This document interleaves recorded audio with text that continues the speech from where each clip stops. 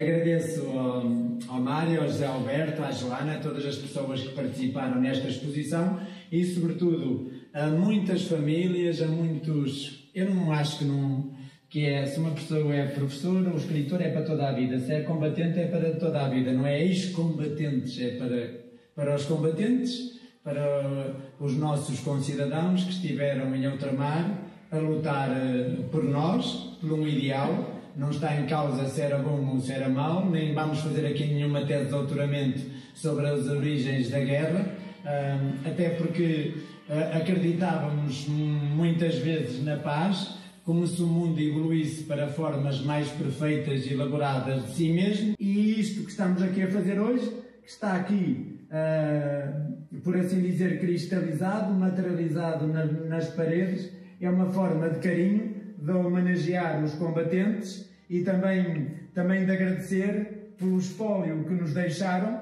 agradecer ao senhor diretor do Museu Militar que muito nos ajudou a fazer esta exposição, daquilo que está no Centro Cultural, da colaboração inicial que foi inestimável e a toda a gente que rodeia o Mário, apesar das dificuldades, o povo de Paredes de Coura e na minha pequenez agradecer-lhe todo o carinho que tem para connosco.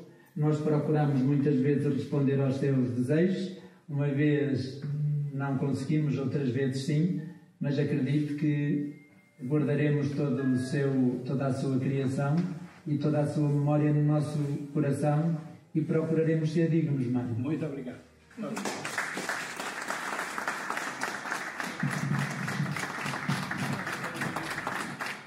Da nossa parte, o participar, o colaborar com esta iniciativa do Centro Mário Cláudio e da Câmara Municipal Paredes de Coura é um dever. É um dever porque o museu tem o dever de preservar a memória histórica dos factos.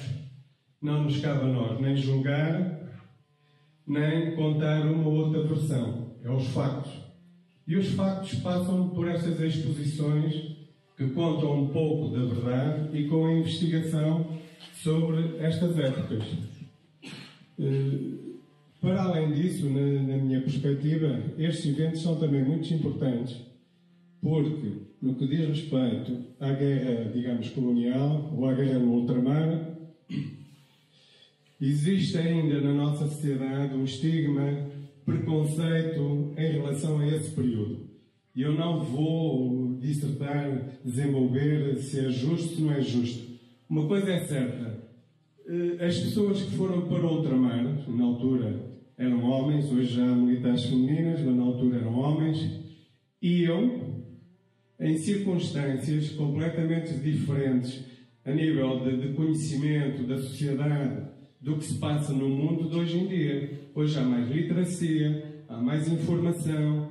Naquele tempo, estamos a falar nos anos 60, nos meios pequenos, como Paredes de Coura e Melgaço, eu sou de Melgaço, pouco se falava de política. E uma grande parte da população era analfabeta. E informação não havia. Havia alguma que era veiculada pelo Estado Novo. Alguns que tinham familiares no estrangeiro, em países onde havia regimes democráticos, que muitos de nós, no nosso país, não sabíamos sequer o que era a democracia, ouviam falar de outro regime e com outras condições de respeito pelas pessoas, pela liberdade de pensamento, etc. Não é? Mas os jovens, que na altura tinham 20, 21 anos e foram para o ultramar, não escolheram ir para o ultramar. Estavam em idade de cumprir serviço militar, obrigatório, e eram obrigados a ir para o ultramar. Portanto, não é justo estarmos a julgar as pessoas que foram para o ultramar. Foram porque eram obrigados. E nem cabia a eles interpretar, que muitas vezes nem tinham informação, se era uma guerra justa ou não era uma guerra justa. Aliás, o que lhes era vendido é que era uma guerra justa, não é? Era defender o património de Portugal, o território nacional, que o território nacional não era só o continental, mas eram também, digamos, o além-mar, as colónias. Portanto, para mim, um dos fatores mais relevantes, mais importantes destas iniciativas é precisamente começarmos a falar com abertura, com verdade. Claro que houve páginas feias, houve. Não conheço nenhum conflito na história que fosse 100% nobre. Houve sempre comportamentos humanos gravíssimos, não é? E então eu achei que o que era interessante era pensar na guerra, não do ponto de vista das tropas que estiveram nas frentes de combate, designadamente em Angola, Moçambique e Guiné, mas do ponto de vista das famílias que ficaram para trás e que sofreram tudo isto que eu acabo de dizer no silêncio. E muitas vezes ninguém se lembra delas e do que ficou como rastro desse viver difícil foram esses 25 anos de afastamento dos seus familiares ou de despedida definitiva deles quando havia a infelicidade de morrer. Então, através do artigo aqui do Conselho, lancei um repto, a doutora Fátima Cabodeira, que é a diretora do arquivo, foi impecável em agilizar esse expediente, a toda a população do Conselho para que pudesse, ao nosso dispor, aqui do centro, tudo o que tivesse de memórias da guerra colonial. E o resultado é este que aqui está. Tudo o que aqui está é do Conselho. Tudo o que está foi conservado por pessoas que vieram ultramar ou por pessoas que tiveram familiares que lá estiveram e que colocaram nas nossas mãos os originais que nós copiámos das fotografias e peças realmente autênticas, já não em fotografia nem em réplica, como são essas que estão aí. Se olharem com cuidado, olhamos que isto é uma exposição minimalista e, portanto, tem que ser lida e estudada assim, muito em detalhe, ponto por ponto, porque senão não se fica com ideia nenhuma do que é. Não é um amontoado de coisas, é um registro de emoções, é um registro de verdades, porventura de mentiras, de saudade, de exaltação, de euforia, todos os sentimentos humanos que estão a ter limites. Às vezes, dentro de uma dessas caixinhas que um membro da família que esteve nessas frentes de guerra guardou meia dúzia de cartas, aerogramas, ou uma fotografia, ou duas, ou três, ou algumas, está praticamente não só a vida que foi vivida, mas aquilo que seriam por essas pessoas, a vida toda delas, de alguma forma representada. Porque uma marca daquelas, uma marca de guerra nas terras que na altura eram consideradas portuguesas e que estavam em um grande conflito, e num conflito muitas vezes difícil de entender, as marcas que daí resultaram são indeleves, continuam a ser indeleves, projetam-se inclusivamente nas gerações que vieram depois, muitas vezes sem terem consciência disso. Finalmente, eu gostaria de dedicar não só isto, mas o resto, a todos aqueles que estiveram lá, que voltaram, mas sobretudo à morte, aos mortos, àqueles que ficaram, e muitos ficaram lá, e que não tiveram oportunidade de enfiar numa caixinha de folheta as fotografias, os emblemas, os aerogramas. Muito obrigado a todos.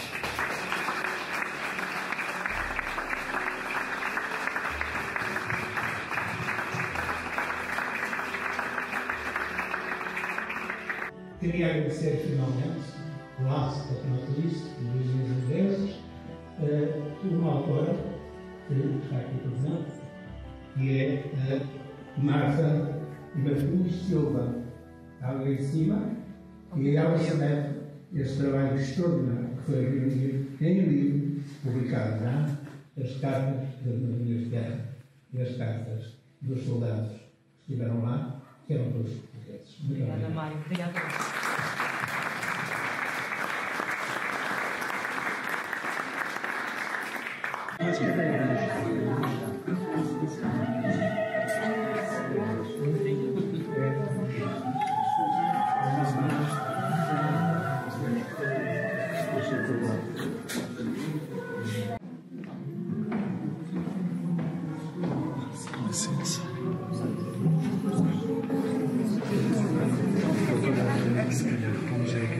Vais para a guerra Toma lá uma espingarda e um bilhete para o navio, e uma medalha num fio, e uma velha farda. Querido militar, lutas pela paz da tua família, lutas para que em tua casa todos possam viver sem terror, lutas para que os rapazinhos de agora tenham aquela pátria grande e livre que herdaste. Tu enfrentas de armas na mão, orgulhosamente, o inimigo que pretende roubar a segurança do teu lar. Obrigada, soldado. Saúda-te a tua madrinha. Jumbem, 18 de novembro de 1964. Querida madrinha Lili, isto por aqui não está mal. Está péssimo. Veio um colega meu de Bissau que disse que durante os 10 primeiros dias em que esteve no hospital houve 11 enterros de soldados brancos, fora os mortos nativos e os feridos. O hospital está a abarrotar e, por exemplo, quando ali chegam muitos feridos, os médicos dão alta a soldados que ainda não estão completamente curados. O hospital é muito pequeno, está a morrer à média de um homem por dia. E o que mete raiva é que os jornais da metrópole digam que o terrorismo está a diminuir e que os terroristas estão a ser acossados pelas nossas forças terrestres por todos os lados.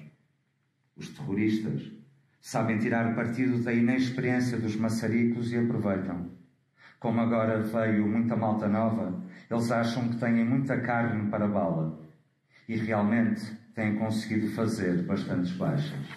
Ei-os que partem, olhos cansados. Já estão no fim da comissão, alguns doentes e aleijados. Ei-os que partem, pobres soldados. Ei-los que partem, pobres soldados. Ei-os que partem, pobres soldados.